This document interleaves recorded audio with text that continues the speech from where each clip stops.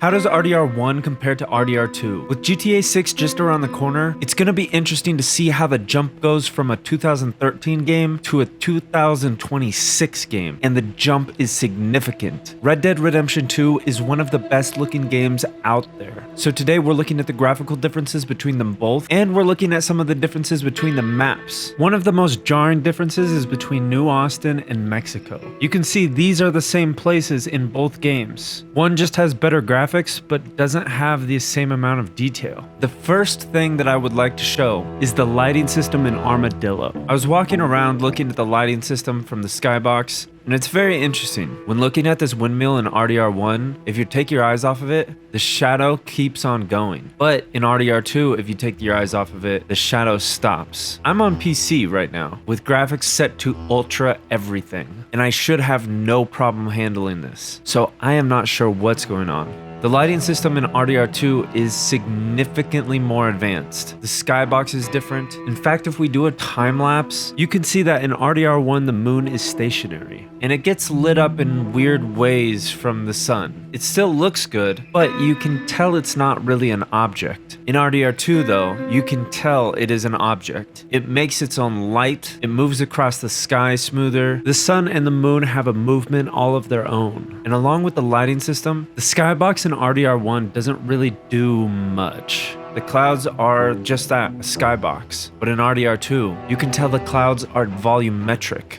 which is part of their rage engine. They only did this for one mission in RDR2. This points to the fact that they are making leaps with this technology just to have it in the rage engine. With volumetric clouds, GTA 6 flight gameplay is going to be insane. Let's talk about Blackwater. Even though in Red Dead Redemption 1, in lore it's in the future, in Red Dead Redemption 2 it's in the past. But even in the past, the town has more details, more things here and there, more atmospheric qualities. The weather system is so much more realistic. But one thing that I really saw while I was filming this is the NPCs. The NPCs have life. In Red Dead Redemption 1, they're kind of just there, but they don't have lives. I've tracked a few NPCs and I want to share with you the level of detail that they have. Here I found a woodworker, and I started to wonder, where is he carrying this plank of wood to? Sometimes in games when you see NPCs do this, you see them just mindlessly go everywhere. Or when they put the piece of wood down, it despawns. But this guy actually puts the wood down next to a bunch of other pieces of wood, walks back, goes all the way back to where he got the piece of wood, and gets another piece of wood, and does it all over again. And when he picks up the piece of wood, that piece of wood is the piece of wood that he carries. And by the way, there's two of these guys who are doing this simultaneously. These NPCs actually have lives. Unlike RDR1, where if you follow an NPC for a while, they just run away off into the distance and try to despawn. I do also have to say that the storytelling in RDR2 is top tier. It is very much different from RDR1. When I played RDR1, I wasn't really sure on what was happening, and I played RDR1 in a shorter time span than I did RDR2. In RDR2, I still knew what was going on, and maybe that has things to do with the ability to read the characters' emotions just from their body language. The motion capture is that much better. The detail on the faces is that much better. The emotions, the voice acting, the storytelling itself is that much better. The way that Rockstar deals with old assets shows something important. For Red Dead Redemption 2, it looks like they never really used the old assets. If you look at certain parts of the world, those parts aren't there, like the shoreline of Mexico, or even the inside of houses. You would think that they just need to update a few things for the inside of a house. But because that's not even available, it shows that they're actually reconstructing these things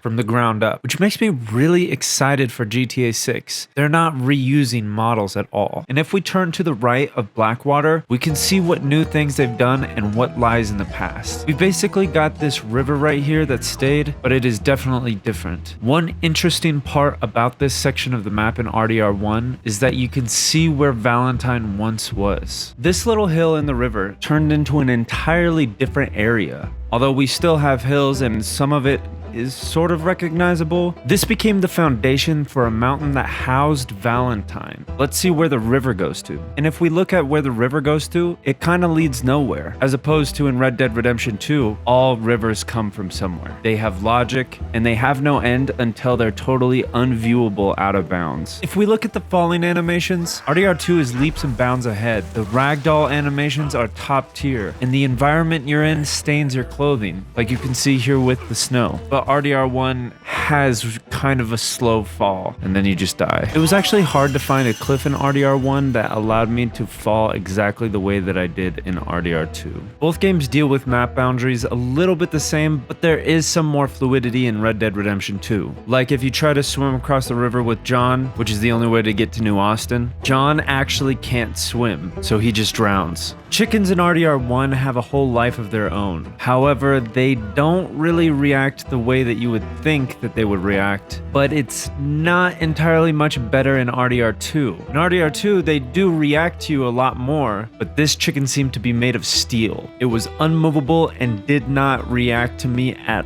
all. I tried to get out of range of the camp so I could kill it. I wasn't able to do that. With explosions in RDR1, if you have dynamite in your hand, the NPCs don't really do anything. It can explode in your hand and you don't even die from it. If you do end up throwing the dynamite, it does scare the NPCs, and it kills the NPCs nearby. There's kind of a cheesy flash animation, and the rest of the NPCs don't really do much, to be honest. As opposed to RDR2, if you hold the dynamite for too long while it's lit, you will defuse it. And as soon as you take it out of your inventory, NPCs are commenting on what you have in your hand. If you so as much as light it, everyone starts running, and the explosions are super realistic. Gun animations and the sound design of gunshots are so much more realistic. In fact, I think this is where the gameplay truly shines and is very different. I found it was very hard to target enemies compared to Red Dead Redemption 1. It's not like you're getting into a small shootout. If you start shooting up a city, a lot of people start getting involved. NPCs start running away, start running towards you. It turns into a very realistic situation. The camera starts shaking. There's different effects that happen. I honestly cannot wait to see what they do for GTA 6. It's going to be insane. However, with RDR1, if you shoot out stuff, it's not bad, but it's just, it feels like isolated incidents. It's just lackluster. It's not as fleshed out. The lighting system in RDR1 is interesting. There is something to me about RDR1 that just looks flat. It definitely looks aged and it looks older generation. The colors are not as vibrant. I don't really know what I can say about it. It's just sort of flat. And this definitely goes with the lighting system at night. You can see the lights of a town and it does give off a good atmosphere. It matches the rest of the vibe of the game. However, the game as a whole just seems flat to me. I don't really know how else to describe that. However, with RDR2, the lighting system is insane. You can see the lights from very far away, and when you go up to them, it changes the atmosphere completely. There are different types of lights, there are string lights. It makes everything so much more fun. I really like looking at the lights outside of theaters in this game. While checking out the lights, I wanted to check out the McFarlane Ranch in RDR2, and it is a lot less populated. The inside of the house is non-existent. The ranch itself seems to be in good health. There just is a lot less people here, and there seems to be a lot less people going through here, which makes sense. This is earlier chronologically, so I guess that's something to expect. But this was probably one of the only things that kind of surprised me, how different this place was, because it is a huge part of the story in RDR1. Animations in RDR1 are a lot less fluid, but one of the more fluid animations is actually going up a ladder. In RDR2, you can almost see the same sort of logic in the whole ladder process. And I actually think that the ladder animation on RDR1 is more fluid than jumping or running. Sometimes the running in this game just kind of looks dorky. I don't know how to explain it, but it just looks odd. It doesn't look natural. But in RDR2, this is completely fixed. Everything looks very natural. If there's one thing players like to do, it's to get drunk, myself included, in game. And if you get drunk in RDR2, there's a whole plethora of effects that happen. Your screen starts to go wonky, there's different colors and everything, and if you get super drunk, very, very quickly, you'll just pass out, and you'll wake up hours later. Maybe it's hours, maybe it's days, who knows? In RDR1, You'll wobble around a lot, and honestly, there's a lot of really funny animations that happen when you get drunk in RDR1. I was really pleasantly surprised on the animations here. They just seem very hilarious. But there's no camera effects, there's none of that, and when you fall and pass out, time doesn't pass. He doesn't close his eyes, nothing like that happens. Lays on the ground for a while, he's almost paralyzed, and then just randomly gets up and he's fine. All of these things are indicative of what is to come with Rockstar Games. This is between 2011 and 2018. We're talking about a jump from 2013 to 2026. That is a huge jump that we're about to make in gaming. GTA 6 is about to be insane. It's a huge jump that we're about to make in gaming. GTA 6 is about to be insane.